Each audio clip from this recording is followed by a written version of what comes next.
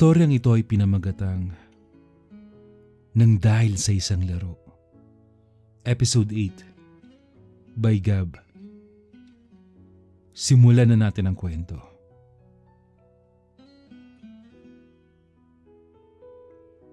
Masaya daw siya para sa akin. Subalit, hindi ko siya makitaan ng kinang sa mata upang mapatunayan na masaya nga talaga siya para sa akin. Ang laki ng pagbabago ni Hiro. Para bang hindi siya sabik na makipagkwentuhan sa akin. Laging tahimik at tulala. Dahilan upang kulitin ko siya kung ano ba talaga yung kanyang nararamdaman. At doon ko nalaman na isa sa mga dahilan ng kanyang depresyon ay ang malaman niya mula sa doktor na malaki ang posibilidad na hindi na siya magkakaanak dahil sa epekto ng series of radiologic therapy sa kanya sa nakalipas na 1.5 taon. Gusto kasi niya magkaroon ng sariling pamilya. Kaya naman, ganun na ng lungkot at depression ni Hiro. Nawala na si Samantha at nawala pa yung pagkakataon na siya yung maging isang ama. At noon ko lang naintindihan si Hiro. Dahil sa sitwasyon niya, palagi akong bumibisita sa kanya upang gabayan at madalas siyang bigyan ng counseling para naman manumbalik yung kanyang sigla. Hindi naman ako nabigo dahil napapansin ko na unti-unti nang ngumingiti ang kanyang mga mata. Hudyat na tanggap na niya ang bangungot na nangyari sa kanyang buhay. Sumapit ang buwan ng Hulyo at nakauwi na ako ng Pilipinas. Upang makasiguro na hindi ko sila mahawa ng virus, kung meron man, mga 3 days ako na nag-self-quarantine sa guest room. Nung masiguro ko na walang sintomas ng COVID, ay sa wakas, nayakap at nahalikan ko na ang aking mag-iina. Ang laki na ng pinagbago sa pangangatawan ng anak ko. Binatang binata na siya. Sa edad niyang 17 years old noon. At noon ko lang nalaman na nagka-girlfriend na rin pala siya. Subalit, hindi pa daw sila nagkikita dahil naka-online class pa rin sila. Classmate daw niya yun nung face-to-face pa yung klase. Para bang ang dami kong kailangang habulin sa aking mag-ina. Dahil sa loob ng mahigit 2.5 taon, hindi ko sila nakasama. Para bang ang dami-daming nagbago. Medyo tumaba si Joanna at sobrang nag-mature dahil sa epekto ng stress. Dulot ng pandemic. Sinamantala ko ang pagkakataong yun. Kaya naman, umuwi kami sa aming probinsya upang dalawin ang aking mga magulang. Sobrang tuwang-tuwa ang mga magulang ko noon kasi hindi nila inakala na magkikita pa kami dahil makailang beses na rin sila nagkasakit nung kasagsagan ng pandemya. Sobra-sobra ang pasasalamat ko sa Panginoon dahil kumpleto pa rin ang pamilya ko. Nagpalitsyon ako bilang pasasalamat na malusog kaming lahat sa kabila ng mga dagok dulot ng pandemya. At yun ang isa sa pinakamasayang bakasyon ko sa buong buhay ko. Pagkalipas ang 1 linggo, kinakailangan na namin bumalik sa Kalakhang, Maynila dahil may trip pa kami papuntang Boracay bilang regalo ko sa mag-iina ko. Dahil sa matagal kaming hindi nagkita. Gusto ko lang mag-relax sa nature. Sa magandang beach, sa malinis na kapaligiran, at sa masarap na pagkain.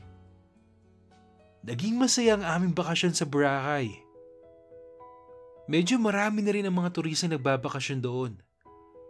At masasabi kong Malapit na sa normal ang sitwasyon sa Boracay.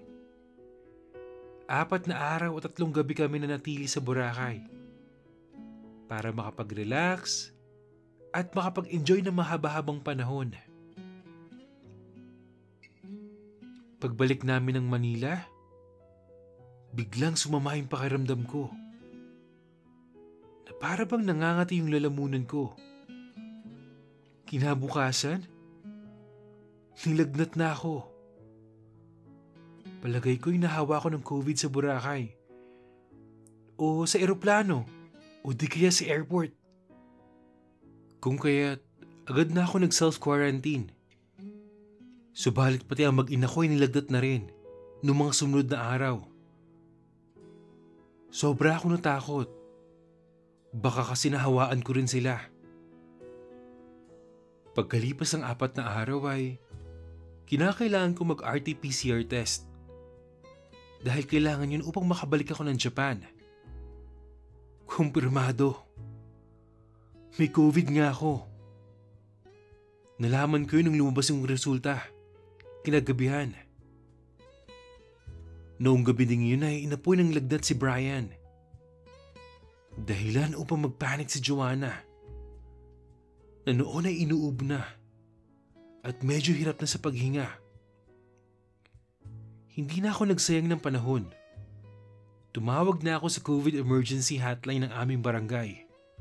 At kinabukasan, dinala na kami sa COVID facility upang gamutin. Nagkaroon kami mag-asawa ng mild pneumonia. Kung kaya't kailangan sumailalim sa masusing gamutan upang maiwasang lumala pa. Mabuti na lang, ubo at sipon lang ang epekto ng COVID kay Brian. Inaabot kami ng 2 linggo sa COVID facility bago kami ideklara na fully recovered. Eksaktong 15 days bago kami nakauwi ng bahay. Pagkatapos ng mahigit 2 buwan ay nakabalik na ako ng Japan. Dahil sa wakas, negative na ako. Sinalubong ako ni Hiro sa airport. At sa loob ng higit 2 buwan na hindi kami nagkita, malaki na ang pinagbago ni Hiro. Masigla at masayahin na siya. At para bang bumalik na yung dating Hiro na kakilala ko. Pagkalipas ng 2 oras, nakarating na rin kami sa apartment ko. At dahil sa pagod, humiga muna ako sa kama ko. Tumabi naman si Hiro sa akin at nakayakap. Hiro, kamusta ka na? Ang lalaki na ng pinagbago mo ah. Nakita ko na yung dating Hiro na kilala ko. Bati ko sa kanya. Kasi nakabalik ka na Kuya Gabi. Nakabalik ka na, malusog at safe. Kaya masaya ako.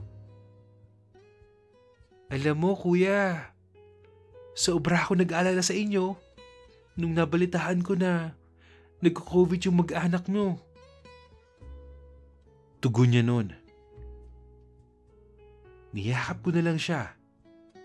At dahil sa pananabik ay ginawa na naman namin ang aming laro na hinahanap-hanap ko. Makalipas ang 2 linggo, tinawagan ako ni Hiro. Hello, Kuya Gab? Oh, hello, Hiro. Ano yun? May sasabihin sana ako sa'yo importante. Sige, ano yun? Pwede ba tayong magkita sa personal? Pupuntahan kita sa apartment mo. Ha? O sige. Punta ka lang dito. Bigla akong kinabahan. Kasi hindi naman pangkaraniwan na magpaalam siya na may importanteng sasabihin. Nung dumating siya ay tahimik na umupo sa tabi ko. Na parang bata na nagsusumamo. Hiro, ano ba yun? Alam mo, kinakabahan ako sa'yo ha. Bakit ka ba ganyan? Ano bang importanteng sasabihin mo sa akin? Tanong ko. Kuya Gab,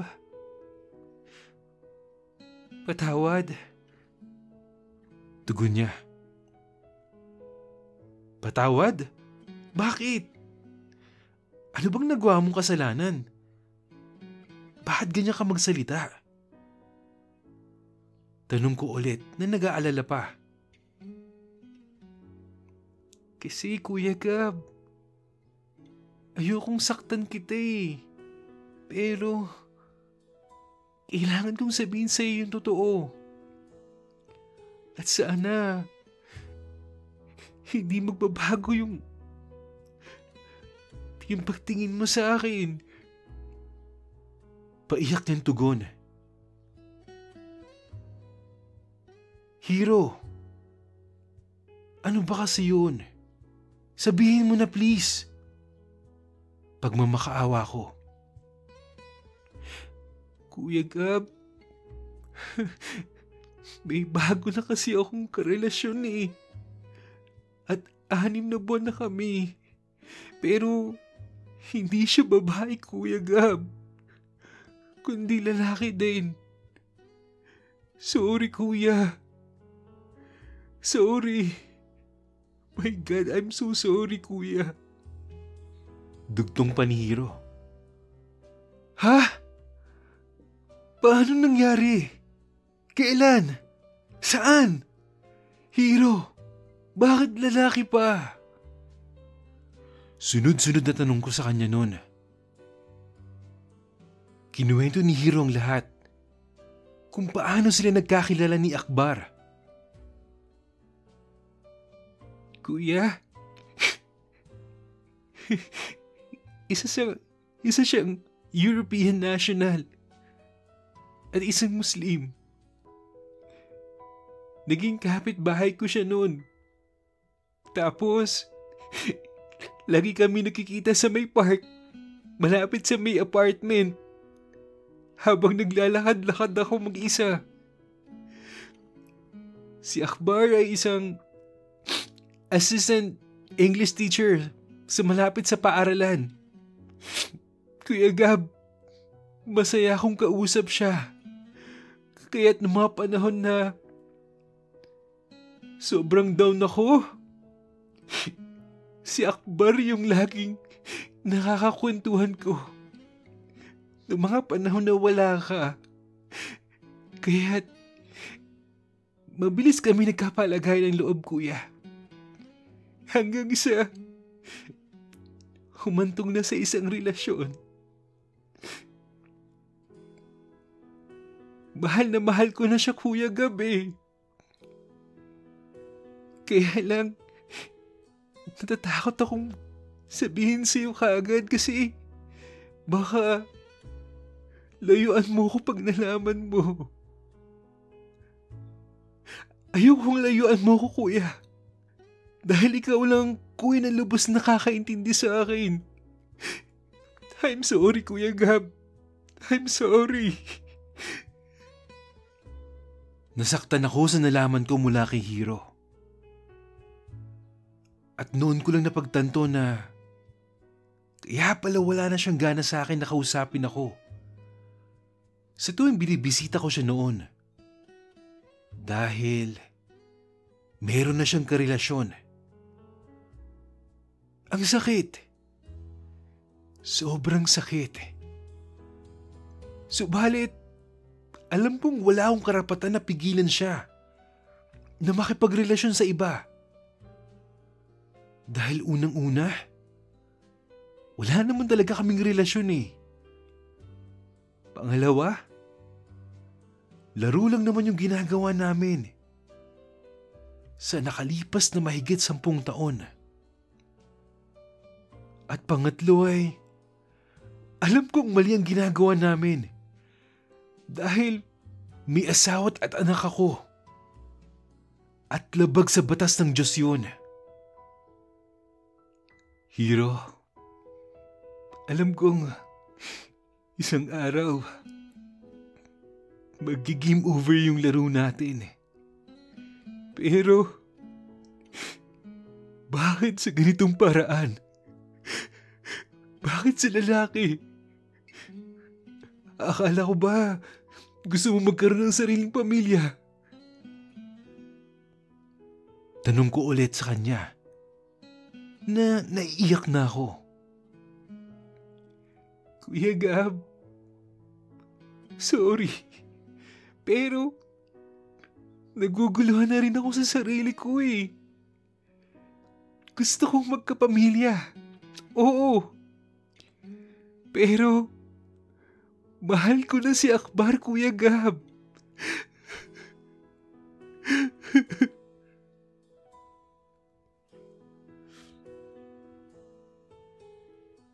Okay, it's Wednesday morning guys at 2 more days ago na lang pahinga na ulit sa trabaho. Guys, July na, it's rainy season. Lagi po kayo magdadala ng payong para hindi mabasa, no? At dumami. Magkasakit pala. Dahil health is wealth. You can have all the money in the world. But health? It's priceless. Once again, Gab, thank you so much for sharing your true story. For sure, sobrang daming mga kapatid natin na OFW ang nakaka-relate sa iyo ngayon. At masayang masaya ako na nakasurvive yung family mo during the pandemic. Pero ano nga kaya, no? Matatapos na kaya ang isang dekadang pinagbabawal na laro ni Gab at Hiro? Ano nga kaya ang mangyayari sa nalalapit na pagtatapos ng storya na nang dahil sa isang laro? At sa mga gusto pong mag-share ng personal experience nila, email nyo lang yan sa imrensantiago@gmail.com. Guys, konting-konti na lang, magwa 1,000 subscribers na tayo, mga 40 plus na lang yata. Sa mga hindi pa po nakapag-subscribe, please mag-subscribe na kayo, i-hit ang like, at kung nagustuhan yung story natin, mag-comment kayo, i-hit ang notification bell para updated kayo sa mga news stories. Yun lang at maraming salamat po sa patuloy na pakikinig. Hanggang sa muli.